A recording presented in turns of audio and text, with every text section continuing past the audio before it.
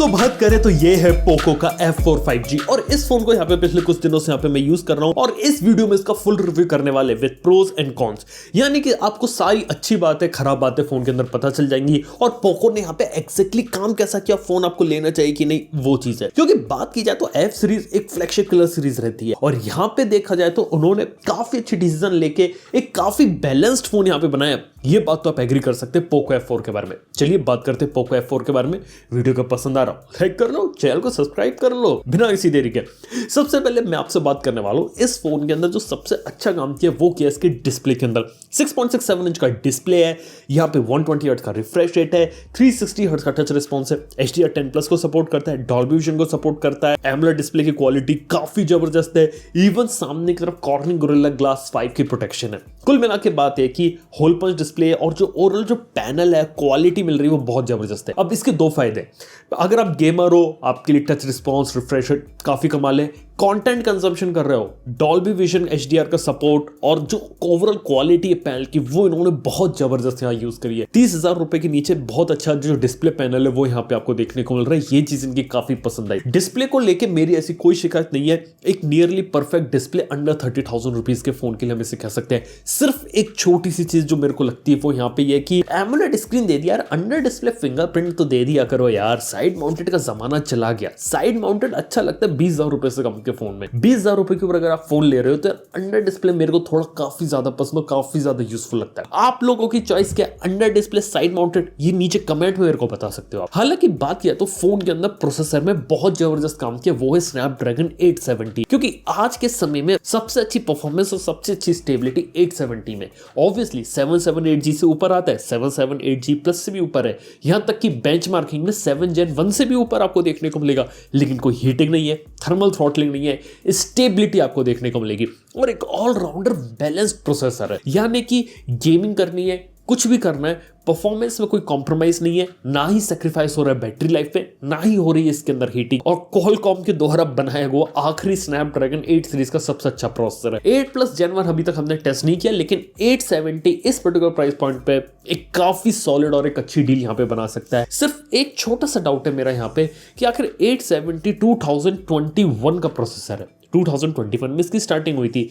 इसको software update कब तक मिलेंगे, ये मेरे मन में एक सवाल है। इसको एंड्रॉइड वर्जन के अपडेट, इसका सवाल अभी हम आंसर नहीं दे सकते क्योंकि अभी हमें पता नहीं है, लेकिन एंड्रॉइड वर्जन के अपडेट वाली एक सिचुएशन और हैगा जो 870 वाले फोन के साथ रहने वाली है। तो ये चीज यहाँ पे इन्होंने कम से कम एक अच्छा काम किया। लेकिन इसी के साथ ही बात करें तो इसके अंदर आपको LPDDR5 रैम और UFS 3.1 स्टोरेज है, 6/128, 8/128 और 12/256 के ऑप्शन है। देखा है तो 6/128 वाला मॉडल 27,999 से शुरू होता है और 29,999 में 8/128 जाता है। अगर मेरे को इसका कोई ऑप्शन अगर रिकमेंड मेरे को करना हो तो इसका जो सबसे अच्छा ऑप्शन जो रहेगा वो रहेगा बीच वाला 8/128 वाला, जहां पे आपको 29,999 में 8GB रैम और 128GB स्टोरेज है। अब मैं सिर्फ इसलिए कह रहा हूं क्योंकि वहां पे स्टोरेज और रैम का बहुत ही अच्छा बैलेंस आपको देखने को मिल रहा है और ऑब्वियसली वहां भी कोई कॉस्ट कटिंग नहीं छोड़ी। इसके साथ ही डुअल सिम फोन है, 5G कैपेबिलिटीज के साथ आता है और यहाँ पे आपको 10 5G बैंड्स का सपोर्ट देखने को मिलता है, तो वहां पर भी देखा तो ऐसे कोई कमी नहीं छोड़ी। इसके साथ ही बात किया तो MIUI 13 देखने को मिलता है बेस्ड ऑन Android 12, वो सही है। हालांकि अपडेट के बारे में कोई प्रॉमिस नहीं किया गया है, लेकिन MIUI के जितने भी बेसिक फीचर जितनी भी चीजें होती है वो देखने को मिलती है और मैं कहूँ कि हमारी टेस्टिंग में अच्छे तरीके से चला।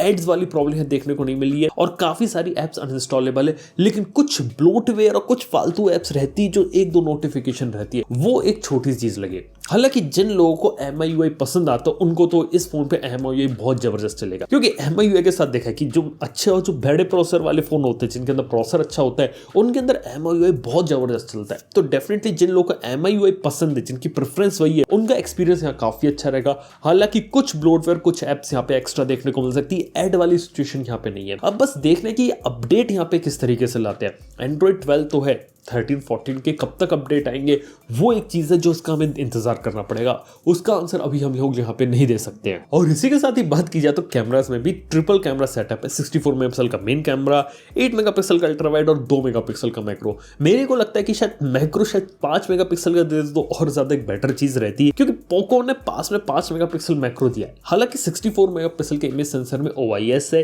ये ओमनी विजन का सेंसर है। इमेज क्वालिटी डिसेंट बोलूंगा, इस प्राइस पॉइंट के हिसाब से एक्सेप्टेबल इमेजेस लो लाइट हर जगह आप ले सकते हैं, और अल्ट्रा वाइड में थोड़ा और इंप्रूवमेंट हो सकता था। 8 मेगापिक्सल का वैसे ही कैमरा देखने को मिलता है। हालांकि जो फोन है वो 4K 60 FPS में वीडियो रिकॉर्ड कर लेता है। OIS तो स्टेबिलिटी भी आपकी प्रोवाइड हो जाएगी, लेकिन ये कि वीडियो क्वालिटी उतनी इसके अंदर खास देखने को नहीं मिलेगी। सिर्फ फोटोग्राफ इसके अंदर एक्सेप्टेबल है, तो ये एक चीज है। यानी कि फोन के अंदर परफॉर्मेंस सब चीजें डालने के चक्कर में यहाँ पे एक छोटा सा जो कॉस्ट कटिंग रहती है वो इधर की गई है। अदरवाइज रेगुलर फोटोग्राफ्स वगैरह के लिए तो काफी फोन सही है, और 20 मेगापिक्सल का सेल्फी का कैमरा देखने को मिलता है, वो क्वालिटी यहाँ पे सही प्रोवाइड आपको कर देता है। इसी के साथ ही बात किया तो स्टीरियो स्पीकर्स का यहाँ पे सपोर्ट है, और अच्छी क्वालिटी के स्टीरियो स्पीकर्स देखने को मिलते हैं। लाउड है, क्लैरिटी है, कोई दिक्कत नहीं आने वाली। यहाँ तक की बात करें तो आपको इसके अंदर IR ब्लास्टर देखने को मिलता है। इसके साथ ही बात किया तो इसके अंदर स्प्लैश रेसिस्टेंस है, IP53 की रेटिंग है, अराउंड 195 ग्राम्स का वेट है, और 7.7 mm थिकनेस है। पतला फोन है, हल्का फोन है, काफी अच्छे तरीके से आप इसको एक हाथ से ऑपरेट कर सकते हैं, कोई दिक्कत नहीं है।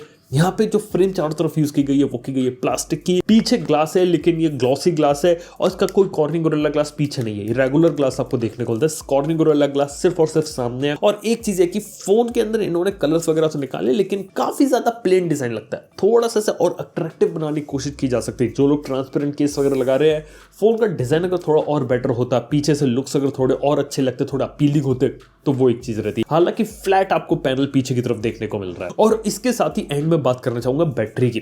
45 mAh की बैटरी एक दिन आराम से निकाल सकती है। अगर आप हैवी यूज नहीं कर रहे हो, गेमिंग वगैरह कर रहे हो, तब भी एक दिन या इससे थोड़े से कम में आपको लगाना पड़ जाएगा चार्जिंग पे। चार्जिंग में अच्छा काम है, 67 वॉट की चार्जिंग है। चार्जिंग स्पीड में किसी को कोई प्रॉब्लम नहीं आने वाली, मक्खन के तरीके से चार्ज होगा, ना ही कोई ओवर हीटिंग यहाँ पे ऑब्जर्व करने को मिलेगी। वो चीज इन्होंने यहाँ पे काफी अच्छा काम किया और चार्जर बॉक्स के अंदर दिया। ओवरऑल बात करें प्रोडक्ट यहाँ पे कैसे, देखो परफॉर्मेंस वाइज फोन काफी अच्छा है, डिस्प्ले काफी अच्छा है, बैटरी लाइफ और चार्जिंग स्पीड इसके काफी सॉलिड पॉइंट है। और जो आपको ग्लास आगे और पीछे देखने को मिलता है, तो फोन में हल्का सा प्रीमियमनेस बिल्कुल आपको देखने को मिलती है। ये चीज मेरे को फोन के साथ काफी अच्छी लगी। खास तौर पे प्राइस पॉइंट पे जो डिस्प्ले प्रोसेसर मिल रहा है वो यहाँ पे काफी अच्छा, काफी स्टेबल आपको जो ओवरऑल डिवाइस है वो देखने को मिलेगा। कमी मेरे को जो फोन के अंदर लगती है वो लगती है कि इस प्राइस पॉइंट पे आज भी अंडर डिस्प्ले फिंगरप्रिंट स्कैनर होना चाहिए हमारे पास। साइड माउंटेड देना एक्सेप्टेबल नहीं रहेगा। इसके साथ ही फोन के MIUI में कुछ एक्स्ट्रा ब्लोड या कुछ एक्स्ट्रा एप्स रहती है, वो चीजें इतनी पसंद नहीं आई तो वो। और इसके साथ ही बोलना चाहूंगा कि वीडियो रिकॉर्डिंग कैपेबिलिटीज फोन के अंदर और इंप्रूव हो सकती थी। यहाँ पे सिर्फ ये कुछ कमियां मेरे को फोन के अंदर लगी। ओवरऑल बात किया तो फोन प्राइस पॉइंट के हिसाब से value for money 27,999 base version 6128 के हिसाब से सही है, और ऑफर डिस्काउंट लग के तो अच्छा हो जाता है। पहले ये लोग सिर्फ SBI का ऑफर दे रहे थे, लेकिन अब HDFC वाली चीज भी इन्होंने कैलकुलेट कर दी। तो अगर आपको फोन 25-26 तक मिल जाता है, खासतौर पे 870 और ओवरऑल जो पैकेज यहाँ पे मिल रहा है, सच में उस केस में वैल्यू फॉर मनी है। यानी कि ऑफर डिस्काउंट लगने के बाद डेफिनेटली वैल्यू फॉर मनी वाला प्रपोजिशन आ जाता है। 6128 में तो आ जाता है, 8128 भी वैल्यू फॉर मनी काफी स्टेबल रहेगा। अगर कोई फोन लेना चाहता है तो 8128 वाला वर्जन मेरी तरफ से रिकमेंडेड है। 12256 काफी महंगा हो जाता है, उस पर जाने की कोई जरूरत नहीं है। बीच वाला काफी अच्छी और स्वीट डील आपको देखने को मिलेगी, और वो आपका लंबे समय तक भी साथ दे देगा। 8GB रैम और 5G कैपेबिलिटीज भी सही है, क्योंकि 10 5G बैंड है। मतलब आने वाले फ्यूचर में अगर इंडिया में 5G है तो इसके अंदर आप अच्छे तरीके से यूज कर पाएंगे, तो उसमें भी कोई कंजूसी नहीं छोड़ी। तो ये कुछ बातें होती है पोको के F4 5G की। आप लोगों को फोन कैसा लगा, आप लोगों का इस बारे में क्या ओपिनियन, कमेंट बताना भूलो। और डिस्क्रिप्शन में मैं आपको लिंक दे दूंगा पोको F4 5G का, तो वहां जाके आप इसको चेकआउट भी कर सकते हैं। वेल, थैंक यू आपको वीडियो देखने के लिए। आपसे मिलता हूँ नेक्स्ट वन के अंदर। Good bye.